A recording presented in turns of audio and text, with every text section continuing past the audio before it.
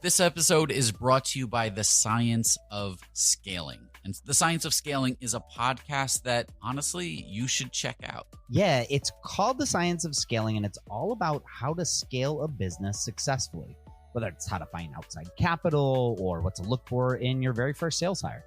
It's a new show hosted by Mark Roberge. She's the best-selling author of The Sales Acceleration Formula. He's also a senior lecturer at Harvard Business School and the founding CRO of HubSpot.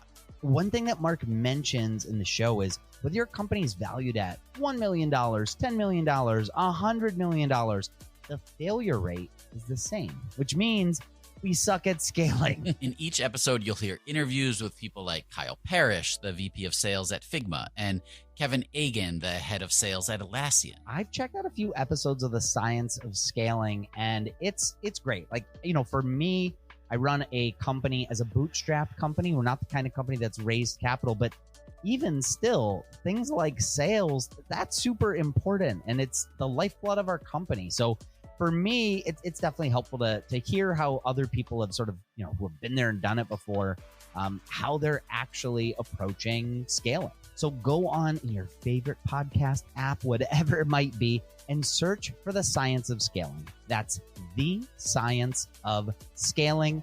Check it out. I think you're really going to enjoy it. So as many of you may know, I ventured out this year. I left my job as the chief product officer at Dribbble to start a brand new company. And that company is gigantic. No, really, that's the name. We're actually very small today. But we are the training institute of the future. And my goal is to help you master the new influential disciplines that are driving results within organizations. And we're starting with some absolutely incredible courses like product leadership taught by Ben Foster, the former CPO at Whoop, deconstructing leadership with Allison Go, formerly of Meta and Amazon. We have revolutionizing marketing with AI, which is taught by Marie Osipova, who is the chief marketing officer at Penny.ai, and an upcoming product management course, which is taught by my co-host, Mike Belcito, along with Anna Marie Clifton of Coinbase and Asana, and Victoria Kennedy, who worked at Axios and Huge, and is now running her own venture capital studio. It's not just video courses. We're combining video lectures with take-home assignments and exercises, and then small group mentorship to really help make this information indelible for you and to help level you up, and all at a cost that most companies' learning and development budget covers.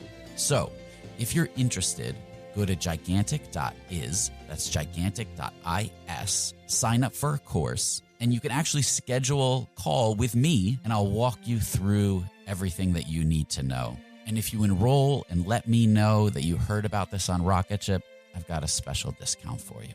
So go to gigantic.is, sign up today, and start your journey upskilling your product, leadership, and marketing skills. I can't wait to see you there. This episode of Rocketship.fm is sponsored by Industry, the Product Conference. This October, gather with hundreds of product managers and product leaders from all around the world for 2 days of keynote talks, challenging working sessions, interactive discussions, social events, and more. Or add a third day and take part in half-day workshops with some of today's top product management facilitators for workshops on leading your teams to innovation, product roadmaps, achieving product market fit, and more. This year's lineup may be the best yet, with keynote speakers including product legend Marty Kagan. He's the author of the book Inspired, which is considered by many to be the seminal book for product managers and product leaders. There's also product positioning expert and author of Obviously Awesome April Dunford, and product leaders from Figma, IDEO, Amplitude, and so many other places. Plus, if you use the code Rocketship, you'll save $100 off your pass. Visit industryconference.com/global for more details. Again, industryconference/global for more information, but pricing increases on the first of the month, so register soon to save.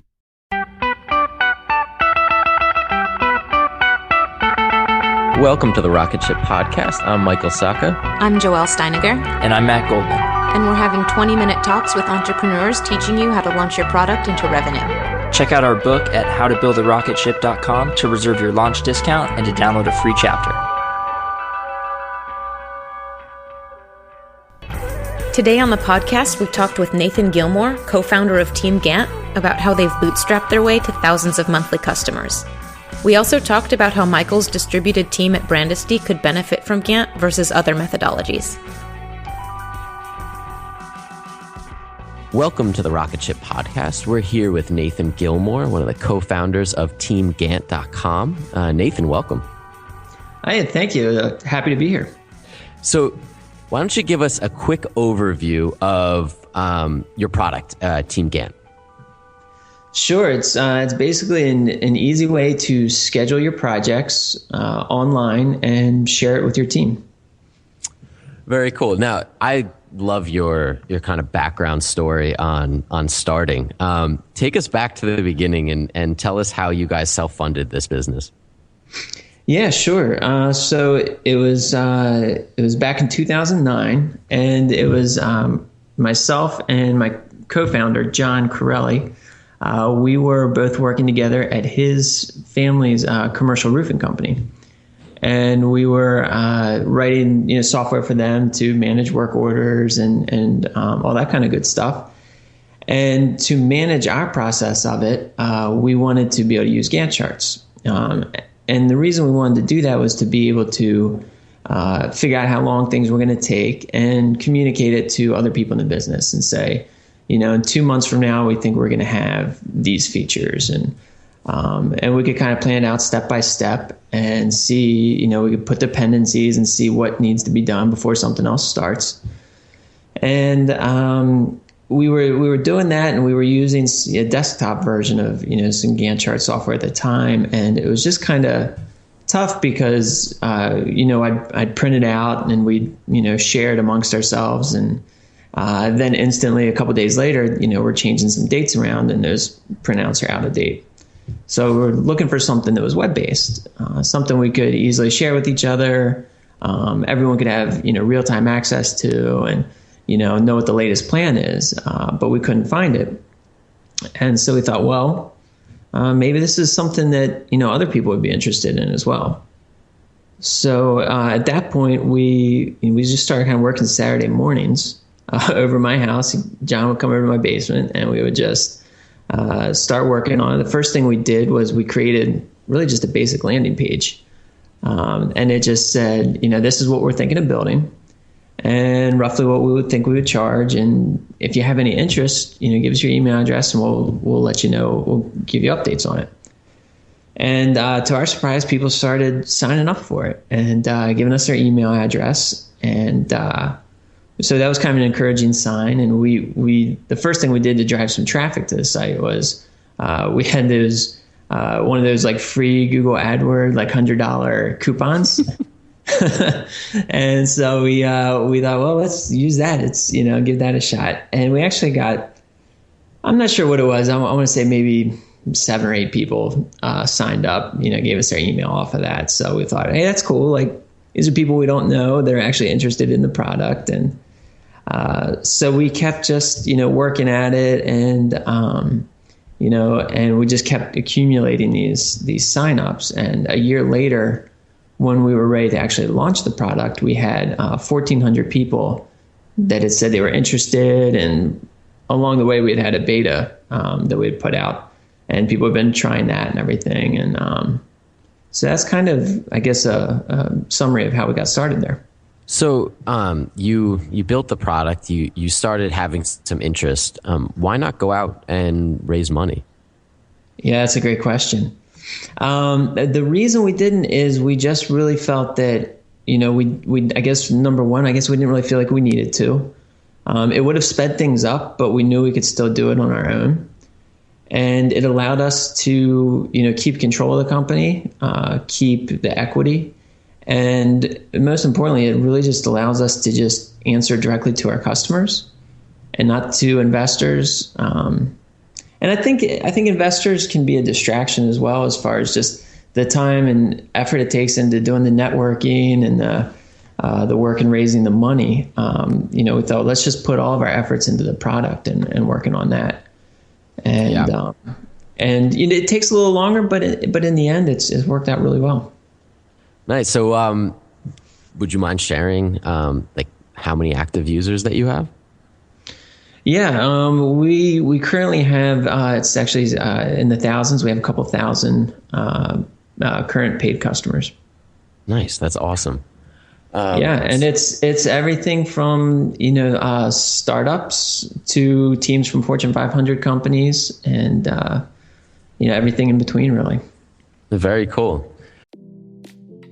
This episode is brought to you by Miro. So when I was at Dribbble, over the 6 years, there was one tool that we would always use when we were doing cross-team collaboration. Whenever the collaboration started to get complex, we would bring in Miro. It made it incredibly easy to align stakeholders across regions and time zones, and definitely teams, with ease. And we were able to do all of that while being a completely remote team. It also has integrations into Jira, Azure, Rally, a lot of the tools that you're using already for product management and engineering. So you can import tasks from them as native cards, and it helps you see the big picture. It also helps stakeholders to understand what work needs to be done. It was incredibly valuable. And then they even have an estimation app that gives you a clear understanding of the work scope, lets you identify gaps, and then it has the ability for you to set clear expectations for delivery, especially when you're working across functions. So your first 3 Miro boards are free forever when you sign up today. Go to Miro.com/podcast. That's Miro.com/podcast. That's the sound of another sale on Shopify, and the moment another business dream becomes a reality. Because if you're selling online and you're not using Shopify, I don't know why you're making your life harder. Shopify is the commerce platform revolutionizing millions of businesses worldwide, whether you're selling, rare kicks to the latest product course that you develop. Shopify simplifies selling online and in person so you can focus on successfully growing your business. Shopify covers every sales channel, from an in-person POS to an all-in-one e-commerce platform. It even lets you sell on marketplaces like TikTok, Facebook, and Instagram, so you can get closer to the sale. It's incredible. Packed with industry-leading tools ready to ignite your growth, Shopify gives you complete control over your business and your brand without having to learn any new skills. Plus, it's got 24/7 support, so someone's always there when you need it. We have been using Shopify on Dribbble since, honestly, before I got there, and that's over 6 years ago. So it's your turn to get serious about selling and try Shopify today. Sign up for a $1 per month trial at shopify.com/rocketship, all lowercase. Go to shopify.com/rocketship to take your business to the next level today. That's shopify.com/rocketship. So I've got a problem here as we're building Brandisty. We're kind of growing the team, and we have no set process. We started as a team in the office, and we just use a whiteboard, and we just throw stuff up on the whiteboard, and that becomes our to-do list. But we're starting to grow a little bit, where we have some part-time people in San Francisco, Chicago, even locally here, that sometimes work from home. What kind of advice would you give for us to start getting organized? Well, yeah, I think, using a tool, along the lines of something like TeamGantt would be very beneficial. Obviously something cloud-based, since everybody's remote. Ourselves here at TeamGantt, we work remotely. I work from my house. John works from his house. We hired a friend of ours, Meredith, to do support, and she works at her house. And we work with bloggers for our blog, and they're all around the world. And so we're in kind of the same situation, and we find it really useful to be able to just, put in tasks, assign them to people, coordinate due dates, when do we think things can be done by. And then we have that schedule set in place. And it's kind of the hub for everything. So we also have our documents. We can attach documents to our tasks. We can have comments and conversations based around any task. And it's a great way to just keep everything centralized, and we kind of know who's working on what. So we can see, today, what's anybody working on? Tomorrow, what are people going to be working on? And, coming up over the next couple of weeks, what do our workloads look like? And it's a great way to forecast things and, keep things on track. Hey guys, I hope you're enjoying the episode. I wanted to take a minute to thank Rocketship for sponsoring the show. Rocketship makes continuous deployment simple and easy, and we've actually been happy customers of theirs for a very long time. You should go to codeship.io/rocketship to check out videos and tutorials all about how you can start using Rocketship to deploy your product in a better way. Enjoy the rest of the episode. So do you have one person that's kind of the master of the Gantt chart that really gets in and moves things around and sets the goals and schedules, or does everyone have free reign to get in there and play with it? Yeah, it's a great question. We actually do it different ways. So like for the things John and I are working on, we both have full reign and we both kind of can log in and add tasks for each other and reschedule things. When, like for instance, if I'm working with our bloggers, that'll be just me. I'll just schedule everything out and I give them access to it so they can log in and they can make comments and, they can update their % complete and they can say when they're done something so that, I'll get an email and know that they're done. But then that way they can view it, but they don't necessarily have the ability to reschedule everything. So it's kind of nice. I mean, we get that question a lot, which way should we do it? And it kind of depends on the team and how things are set up. But typically if one person is kind of setting the schedule and if they give permission to other people to log in and see what they need to be working on and update their % complete and comments, upload documents and that kind of thing, it typically works really well. So how much time are you spending kind of organizing the project? And does that ever get in the way of your production? No, it doesn't take us long at all. I mean, it's, very minimal. I mean, I'd say maybe, I'm actually like planning maybe 10, 15 minutes a day, in the morning, kind of log in, see what I need to work on, see what things we have coming up. And every once in a while I have a little longer planning session, but no, I mean, with being a small team, like we are, we have to really focus on just getting work done. And we focus a lot on product and, working with customers and figuring out what to build next and then designing and developing that. So we try and just make it, our planning processes, we try and streamline. So what is it about the kind of Gantt system that might be different from, say, some of the other project tools out there? Yeah, sure. I mean, there's, if you look at like the Basecamps and the Asanas and Trellos and those are all great tools and I think they have their purpose. But the one thing they lack, obviously, is being able to get the timeline view of your project. So that's kind of where we come into play. And for instance, one example would be if you're familiar with Ryan Carson and his startup Treehouse. Yeah. They actually had started out with something along the lines of a basic to-do list. And they were working with like contractors and people outside of their immediate startup. And what was happening is people were running behind on their deadlines. And then when those contractors would run behind, then it was pushing other things back.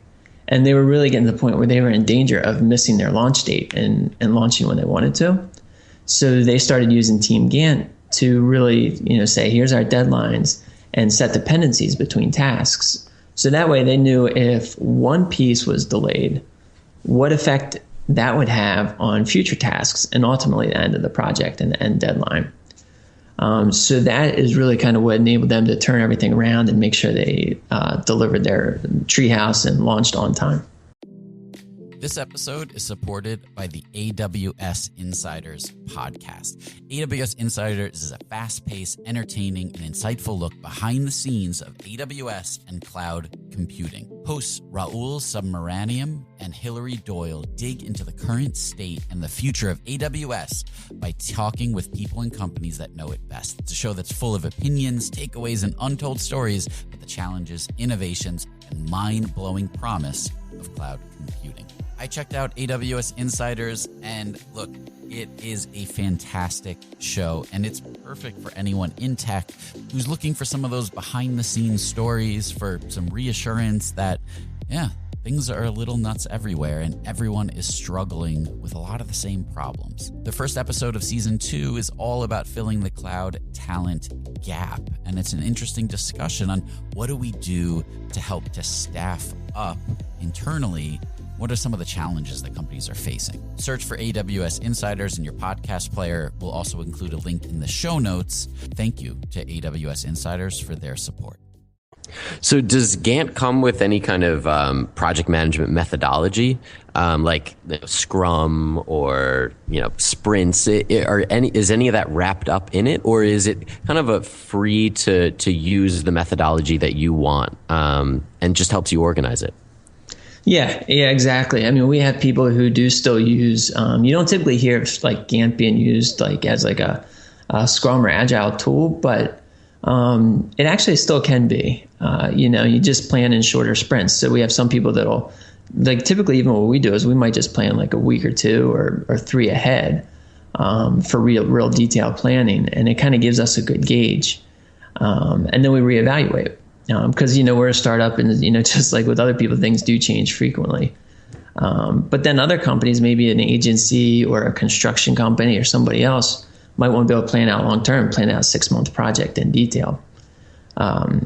So yeah, there's definitely different styles, and another one of the big benefits is you can use you have a resourcing tool. So there's like in the bottom left, or in the bottom right, there's a little view availability tab, which lets you see on any day how many tasks each person has assigned to them. So you can easily see, okay, well, next week on Tuesday, John's got 5 tasks, or he's got no tasks. And it's really kind of just a great way to, see who's busy and shift tasks around to make sure you don't overload anybody, or that, people aren't sitting around without work either. Do you have anything in the product that helps people continue to use it? Like, I know that when I used to work at an agency, the big problem in getting everyone to stay, moving forward on a project was really partly the communication, partly just using the tools that we had in front of us. Right. And it seems like a lot of times you'll get into something like that, get everything set up perfectly, and then never log in again. Do you have things built in to kind of encourage and promote the use of keeping on top of it? Yes, absolutely. I mean, that's a big part of it for sure.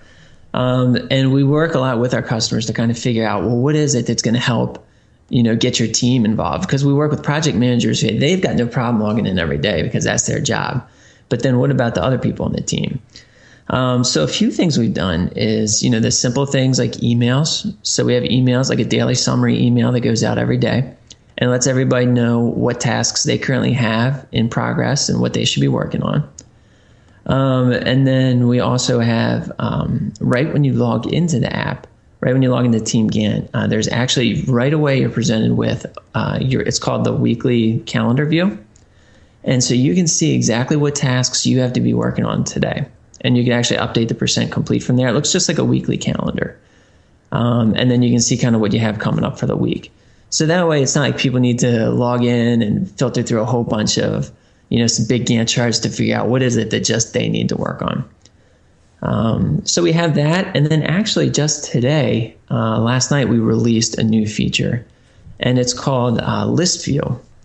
And what that does is it's another way of viewing all the information that's in a Gantt chart, but in more of like a basic to-do list type view. So some people we found, like in agencies, you might have a project manager that's great with Gantt charts, but other people in the team are not so familiar with it. And they might log in and go, I'm kind of overwhelmed. I don't want to look at all this. I'm going to ignore it. So we built this list view where people can log in and just see a basic to-do list view of the tasks in the project. They can even filter down to see just the things they need to work on. And people have been really excited about that. So I'm curious, going back to the bootstrapping a little bit. Yeah. What was the most challenging aspect of that for you guys? Yeah, great question. I think it's just the time. I mean, we were working pretty much just Saturday mornings, believe it or not. John would come over to my house and we would just work Saturday mornings, and because obviously we had our day jobs during the week. I was married, so I wanted to spend time with my wife, and she actually worked. She does hair, so she was working on Saturdays. So when she was working, then I would work on TeamGantt. Same with John. At the same time we were building TeamGantt, our church was building a new building, and his father's the pastor of it, and so he was very involved with that. So that was pulling him away, and so we just had to be really, really focused. We had to know that when we worked on Saturdays, that we had a plan going into it, that we knew exactly what we wanted to do, and that we were picking the right tasks and the most important features to work on. So definitely, and even today, even now that we're full time on it, it took us about a year, about a year or so working part time, and then we went full time after we were earning, enough money. And even now working full time, we still have to be very focused on what we're doing because it's just the two of us, plus Meredith, who's doing support. But it's working, and we've been able to accumulate thousands of customers around the world with 2 people and no funding. Yeah. So it is possible. It just takes a little time and some hard work and some focus, but in the end, it's worth it. That's awesome. Well, thank you so much for coming on here, Nathan, and discussing Gantt with us. It's something that I didn't know a ton about, and this has been incredibly helpful. Yeah, sure. No, absolutely. I'm happy to do it. I mean, I've listened to some of your other interviews, and I think that this type of thing is so beneficial and so helpful, and it's this kind of thing that's helped us learn so much about how to do TeamGantt by listening to other entrepreneurs. So I'm happy to see you guys are doing this. It's great. Cool. Well, thank you. So where can we keep up with you and the TeamGantt progress online? Yeah, sure. So we're on Twitter. It's just TeamGantt. I'm Nathan Gilmore on Twitter. And of course, just go into our website, teamgantt.com.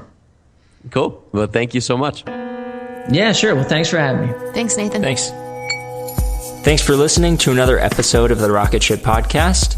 If you haven't yet, pop open iTunes and subscribe to be notified of future episodes. We have some really great ones lined up.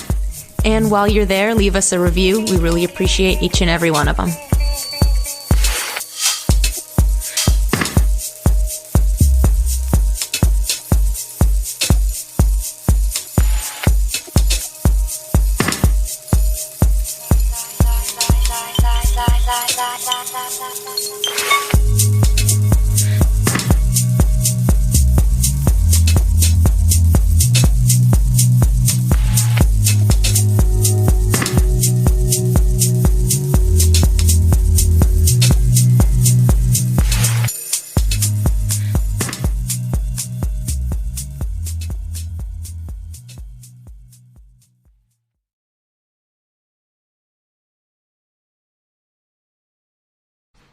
Hey guys, welcome to The Collective.